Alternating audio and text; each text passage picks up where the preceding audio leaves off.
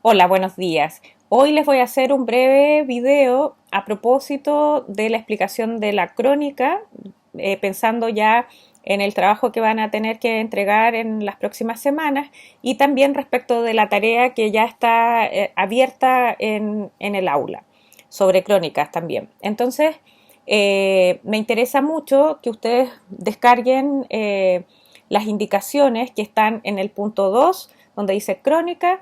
Ese sería el 2.1. Entonces, como yo ya se los he dicho y voy a leer acá donde, lo que les puse en la indicación, dice, bajo el alero del periodismo interpretativo, lógico es que la crónica también replique su principal particularidad, es decir, ser un estadio intermedio en el tránsito, desde el hecho al comentario.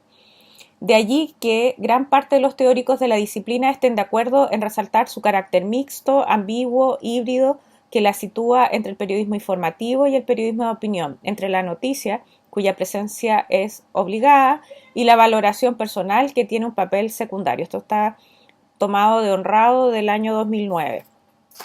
Entonces, tal como yo se los decía, claro, cuando hablamos de crónica, de alguna manera decimos que es un género híbrido. En ese sentido vamos a encontrar exponentes, por ejemplo, Pedro Lemebel, cuyas crónicas están casi en el terreno del periodismo de opinión.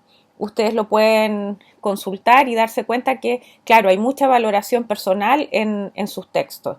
En cambio, por ejemplo, aunque no vamos a analizar específicamente esas crónicas, pero las de Rodrigo Fluxá se sitúan más en el ámbito del periodismo informativo, porque él, de hecho, generalmente usa el narrador omnisciente, casi no aparece usando la primera persona, y para poder documentar todo se respalda en mucha investigación de informes judiciales, de entrevistas aparecidas en prensa, etcétera, etcétera. Entonces, ahí tenemos dos ejemplos bien paradigmáticos a propósito de lo que es la crónica. Entonces, una cuestión que es importante que ustedes adviertan es que no hay una sola manera de escribir una crónica. Entonces, la idea es mostrarles un abanico bastante amplio. Por eso es la tarea que voy a comentar después. Tiene que ver con eso, que ustedes adviertan que hay distintos estilos según cronistas nosotros analicemos. Entonces, que ustedes se vayan sintiendo cómodos con alguno de los estilos que van conociendo. Ahora bien, ¿cuál es el objetivo de este taller?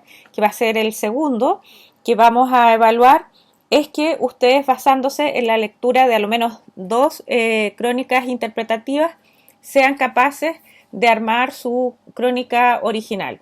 Entonces, en ese sentido, yo les decía que dadas las circunstancias de coronavirus y de pandemia mundial en que nos encontramos, claro, no podemos salir a la calle a reportear, no obstante, podemos hacerlo de algo que hayan vivido y presenciado ustedes el año pasado, por ejemplo. En ese sentido, pueden también retomar, por ejemplo, lo que hicieron en el diagnóstico. Evidentemente van a tener que a lo mejor profundizar, corregir los errores que nosotros les habíamos mencionado o destacado, y también a su vez pueden profundizar tal vez en algunos antecedentes. Estos antecedentes pueden ser recogidos de la prensa o de la historia de este acontecimiento o este hecho. Entonces, por eso cuando hablamos de reporteo, nos referimos a eso, que ustedes hayan estado presentes en dicho acontecimiento, que hayan sido testigos oculares o incluso que les hayan contado, por ejemplo. Y cuando hablamos de documentación nos referimos a eso, que busquen la historia de la noticia, antecedentes a lo mejor que aparecen en otros medios de comunicación o en otras publicaciones. Bueno, ya saben que esta crónica se va a cerrar el 5 de junio. Siempre cerramos, yo les propuse la medianoche, digamos, para que tengan toda la jornada. Pongo ahí 23:55, siempre les doy un tiempo más para que no colapse el aula virtual. Entonces la idea es que ya se programen, y de hecho les voy a pedir después eh, la propuesta de crónica con ciertos elementos que no deben olvidar. ¿Cuáles son las indicaciones técnicas? Es importante que ustedes respeten esta pauta o que la tomen en consideración. Yo ya se los expliqué bien en el caso del perfil, que por ejemplo tenemos un primer ítem que son los aspectos formales. De alguna manera decimos que este punto, un punto, es casi un punto base, pero la idea es que no se pierdan este puntaje. Por ejemplo, tienen que respetar el número de caracteres, vamos a trabajar con 4000 caracteres sin espacio, igual se pueden pasar hasta 99, o sea, si alguien tiene 4099 no pasa nada. Después, por debajo, digamos, si tienen 3500 es el mínimo, pero lo mismo hacemos el descuento de 99. Tienen que poner el número de páginas arriba, abajo, al medio. El interlineado es súper importante porque de alguna manera cuando el párrafo está muy junto cuesta leer, cuesta poder intervenir el texto. También les pedimos que pongan una fotografía, mínimo una, y con su respectivo pie de foto. Pie de foto que ya he explicado que tiene que ser de carácter interpretativo en el sentido de ir o sugerir un poco más allá de lo que aparece allí en la foto. No solo describir lo que aparece en la foto, sino que sugerir más allá. Y lo otro que es fundamental, como tenemos un número de 86 estudiantes hasta el momento, entonces es un gran número de textos que llegan que nosotros los ordenamos alfabéticamente y para eso es apellido, nombre, crónica. Luego pasamos al otro ítem que es el cuerpo de titulares. Respecto del cuerpo de titulares, decimos que tiene que ser acorde a las características interpretativas, es decir, estamos trabajando con cuerpo titular completo, tenemos epígrafe que debe contextualizar espacialmente en Valparaíso, por ejemplo, en Viña del Mar, en, en Talca, en la región de los lagos, etc. Y o temporalmente, en el otoño, en el verano, en el invierno, etc. El título que debe resumir lo principal de vuestra crónica y la bajada. Y en la bajada la idea es que siempre es dar algunos elementos que permitan que el lector se enganche y que quiera seguir leyendo. Luego, bueno, ese punto de cuerpo titulares también vale un punto. Respecto de la crónica, es que esto sea un tema, cuando digo de actualidad me refiero a que haya o tenga que ver, por ejemplo, temas que aparecieron en los diagnósticos fueron la marcha del 8 de marzo a propósito del estallido social, también cómo empezaron a vivir el aislamiento sanitario por el coronavirus, etcétera, etcétera. Entonces la idea es que ustedes a partir de esos temas vayan dándole un enfoque propio, un enfoque personal. Bueno, ya les hablé del reporteo, que ustedes lo hayan visto y vivido, ese es un concepto súper importante en la crónica, lo visto y lo vivido, que ustedes hayan sido testigos de ese acontecimiento. Si bien no lo van a contar, esto me pasó a mí, yo lo viví, sufrí, no sé qué, sino que lo ideal es que ojalá puedan ser como una suerte de espectador que va contando y comentando lo que ve y lo que relata. Bueno, y documentación más que nada, por ejemplo, si nosotros hablamos del estallido social del 18 de octubre, claro, decir a lo mejor cuáles fueron las razones, cómo partió, eso es la historia de la noticia, esos son ciertos antecedentes de documentación y estos elementos pueden sacarse y extraerse de la prensa o de algunos medios que ustedes consideren importantes.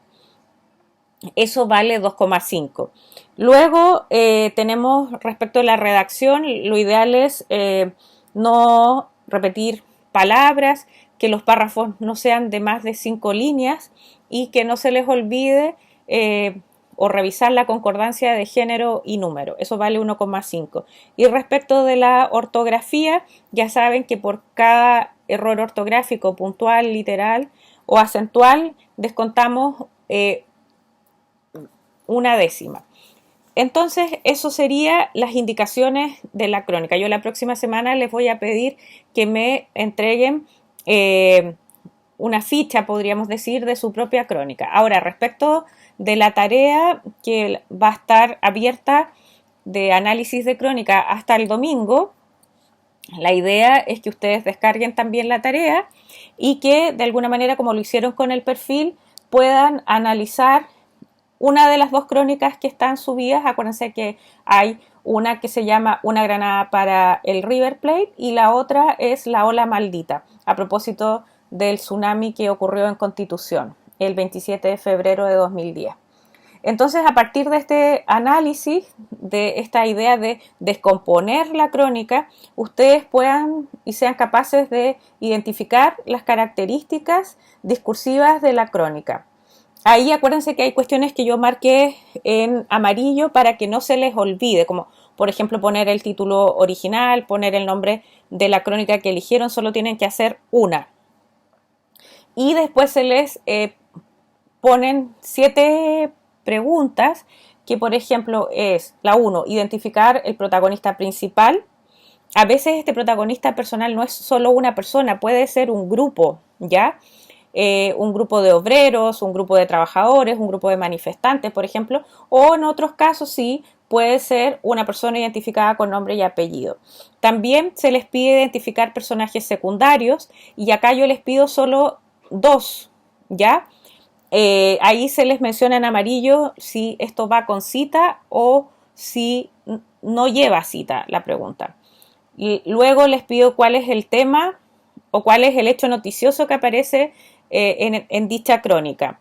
En el cuarto punto es identificar el motivo principal. Esto es lo que más les cuesta en general a los estudiantes y lo que yo les digo, que de alguna manera ustedes traten de responder qué es lo que motiva al periodista a escribir esta crónica. Generalmente, muchas veces la motivación es contar la verdadera historia o incluso explicar por qué ocurrió este desastre o en el fondo, como en el caso, por ejemplo, no les quiero adelantar, pero qué mueve a un grupo determinado de personas a realizar una determinada acción, por ejemplo. Otro elemento es el espacio real, físico o geográfico, es decir, por ejemplo, si ya les mencioné que la ola maldita fue en Constitución, en qué lugar específico y poner una cita donde se aprecie ese lugar. Por ejemplo, también puede ser que el espacio sea en tránsito, por ejemplo, lo vamos a ver en Una granada para River, que es desde Santiago de Chile a Argentina, a Buenos Aires. Después, respecto de la narración, me interesa que ustedes sean capaces de identificar el tipo de narradores. Nos vamos a dar cuenta que en una crónica pueden haber más 2 tipos distintos de narradores. Entonces, en ese sentido, me interesa que pongan un ejemplo por cada o por 2 tipos de narrador. Un narrador omnisciente, por ejemplo, un narrador en primera persona, singular, o un narrador personaje, o incluso puede ser en primera persona plural. Y ahora, para finalizar, en el fondo me interesa mucho que ustedes sean capaces de definir con sus propias palabras qué o cómo definen o qué les llama la atención de este tipo de textos llamado crónica interpretativa.